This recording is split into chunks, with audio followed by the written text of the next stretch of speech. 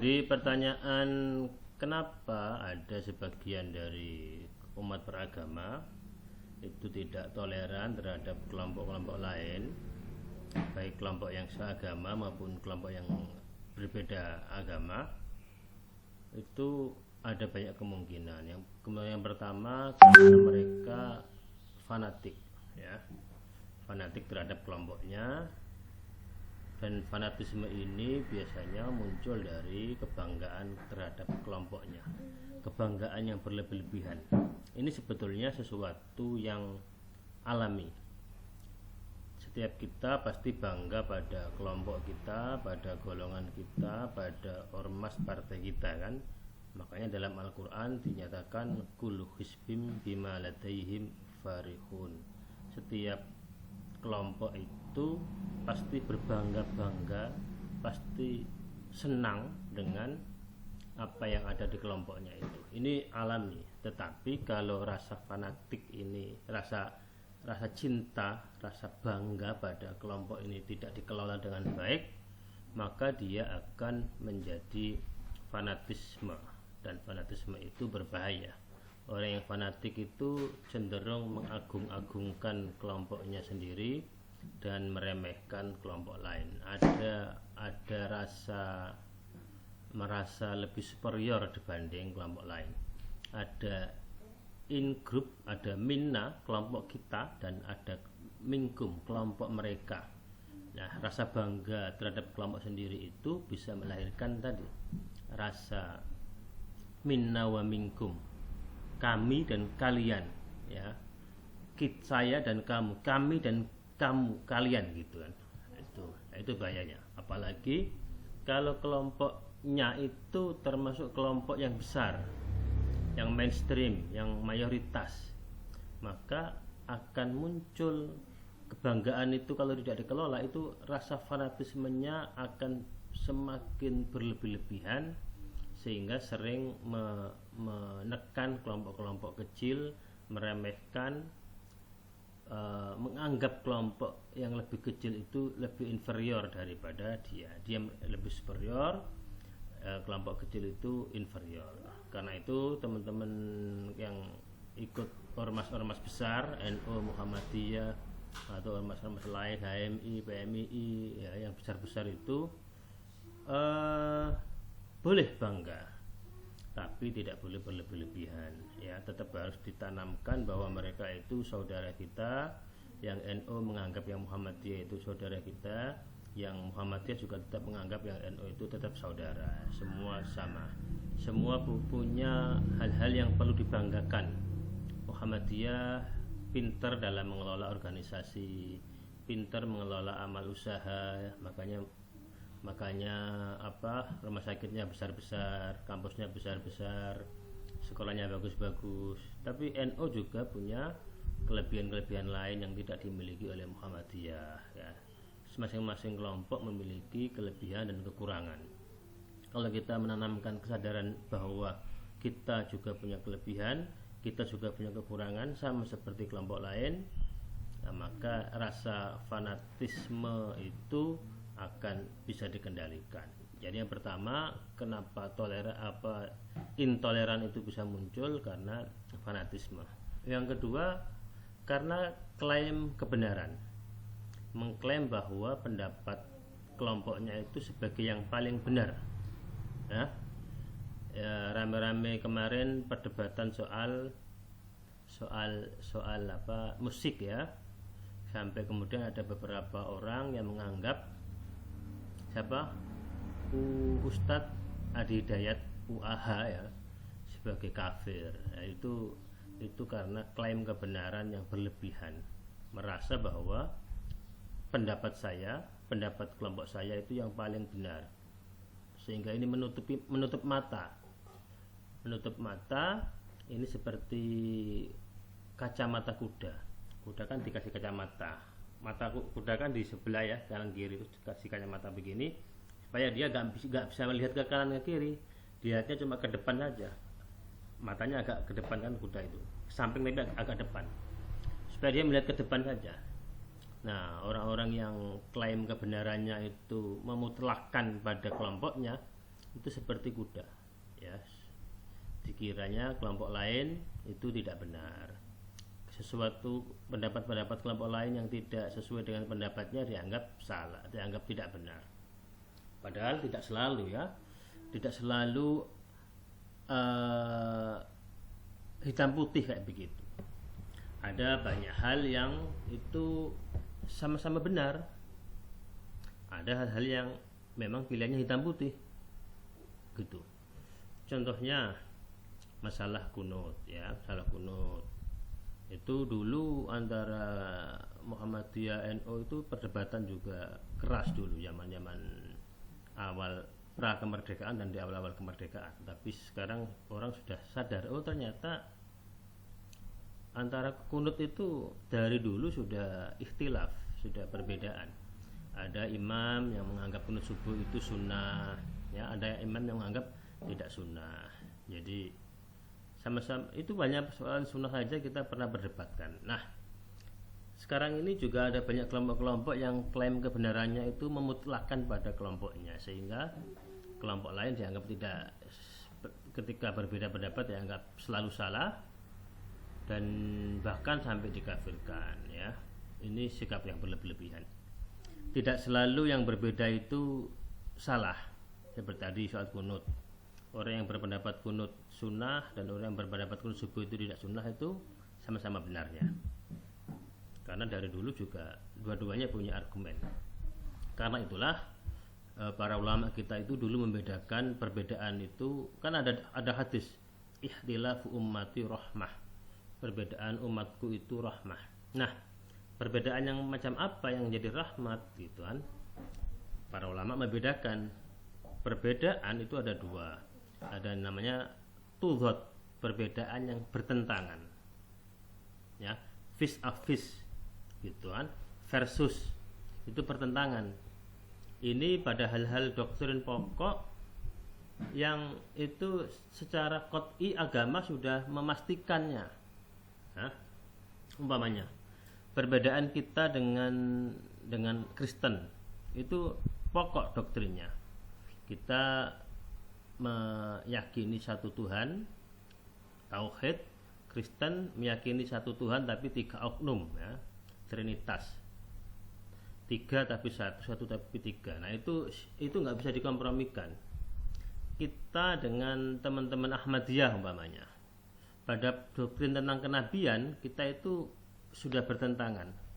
Perbedaan antara umat Islam dengan Ahmadiyah, umat Islam secara umum dengan Ahmadiyah itu dalam hal kenabian itu bukan lagi perbedaan ini, tapi sudah bertentangan, ya. Karena doktrinnya agama jelas bahwa nabi terakhir itu Muhammad, tidak ada nabi selainnya. Ini hal-hal yang pokok yang tidak bisa dikompromikan, yang itu oleh agama sudah qat'i. Nah, sudah qat'i. Nah, orang seperti ini biasanya para ulama itu sudah mengkategorikannya tudhot, ya, karena nggak bisa dikompromikan. Orang yang tidak meyakini hal yang qat'i itu seringkali bisa dikategorikan sebagai orang kafir.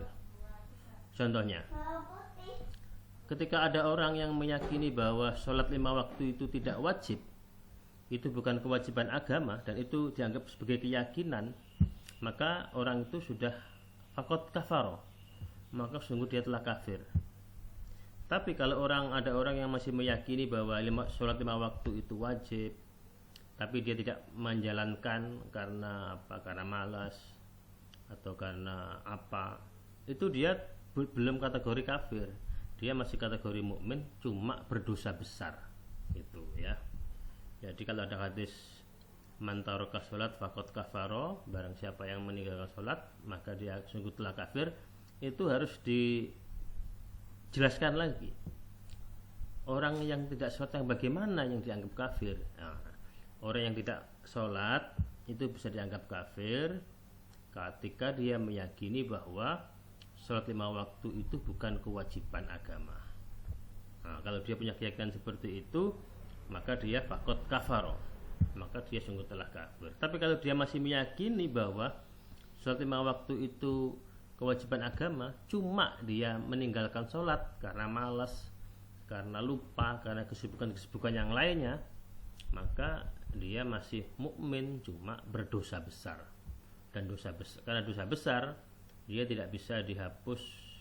Dia untuk menghapusnya harus dengan taubat nasuhah gitu ya. Itu ikhtilaf, perbedaan pertama, kategorinya tudad. Perbedaan yang kedua kategorinya tanawwu, keragaman. Keragaman ini lebih pada perbedaan cara memahami. Ya, seperti sholat subuh, kunut itu sunnah atau tidak, pakai kunut atau tidak gitu kan. Sholat taraweh itu berapa rakaat, itu tanawwu. Tanawwu itu artinya beragam, ada macam-macam, ada beberapa macam cara, ada beberapa macam penafsiran ya. Habis takbiratul ihram itu doanya apa, kabiro atau apa, ada beberapa itu kan. Ketika membaca bismillah ketika salat itu pakai bismillahnya, ketika membaca Fatihah itu bismillahnya keras atau pelan, itu kategori tanawwu ya. Nah, orang-orang kita itu hendaklah jangan mengklaim pendapat kita sebagai yang benar, yang paling benar. Pendapat lain kita yang berbeda dengan kita anggap selalu salah. Tidak selalu ya, boleh jadi sama-sama benarnya.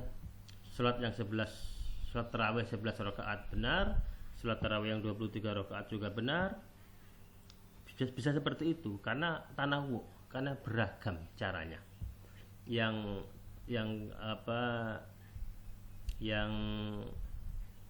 membaca Fatihah dengan bismillah dengan keras itu benar, dengan bismillah yang tidak keras itu juga benar, sama-sama benarnya.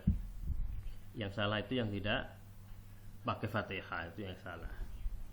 Karena salat harus pakai Fatihah.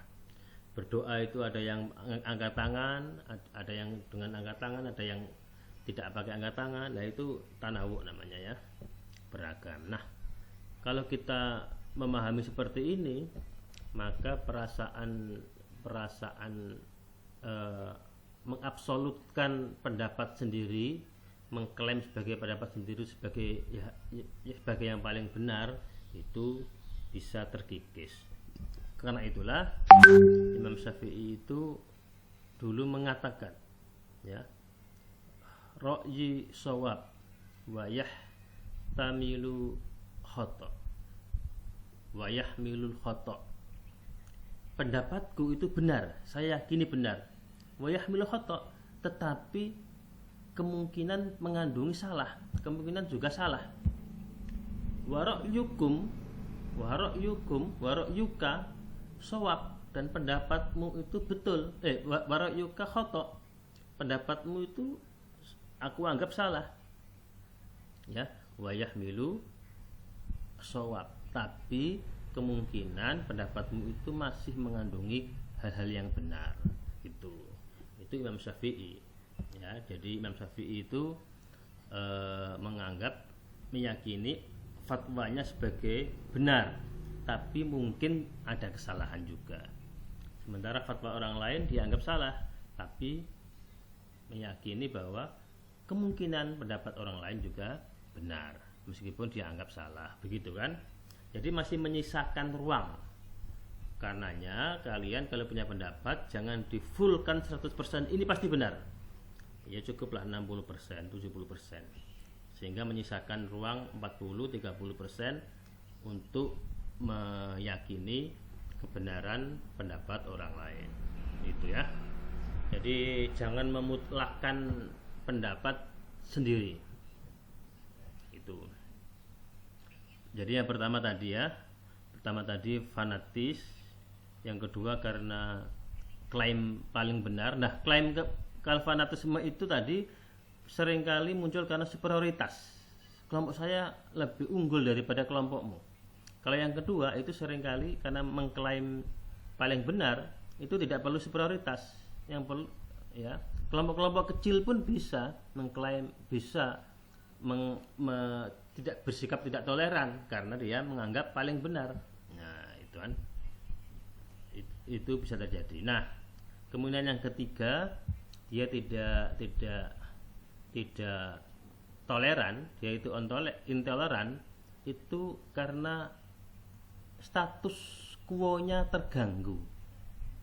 Ada kelompok yang sudah mapan, menguasai ekonomi atau mendapatkan keuntungan ekonomi atau mendapatkan keuntungan politis dari sesuatu hal kelompoknya, maka ketika ada kelompok lain yang tidak berbeda dengan dia ada kekhawatiran kelompok lain itu akan menggoyang status quo dia.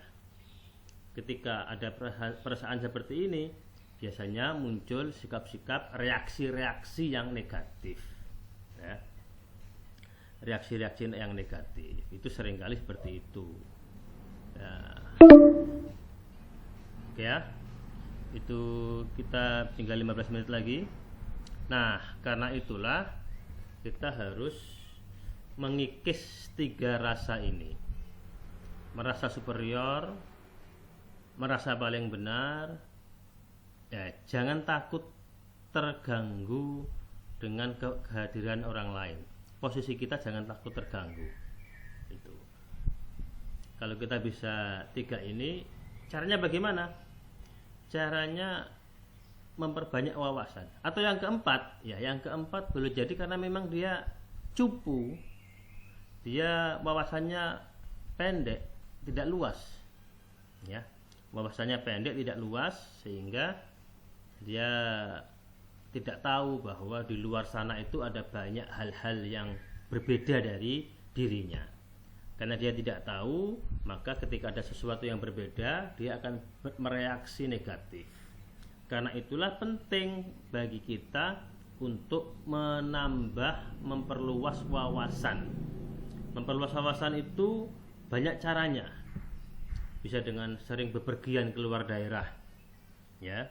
Saya doakan nanti kalian bisa pergi ke luar pulau, jangan hanya di Gorontalo, tapi juga ke daerah-daerah lain, ke Makassar, kalau bisa ke Jawa, ke Sumatera, ke Kalimantan. Semakin banyak tempat-tempat yang kamu datangi, nanti wawasanmu akan semakin luas. Kamu akan tahu perbedaan-perbedaan adat istiadat, cara perilaku, pikiran di tempatmu dan di tempat yang lain, gitu kan? Itu yang pertama, dengan memperbanyak perjalanan keluar daerah. Yang kedua, dengan banyak wawasan, membaca, ya. Dengan banyak membaca, kamu akan tahu banyak pikiran orang. Oh, ternyata ini, ternyata itu, ternyata seperti ini, ternyata yang saya yakini selama ini itu hanya salah satu pilihan saja dari banyak pilihan, gitu. Nah, dengan kamu banyak bepergian dan banyak membaca, maka kamu akan terbuka wawasannya dan tidak gampang menyalahkan orang lain. Itu dari saya. Ada yang mau ditambahkan?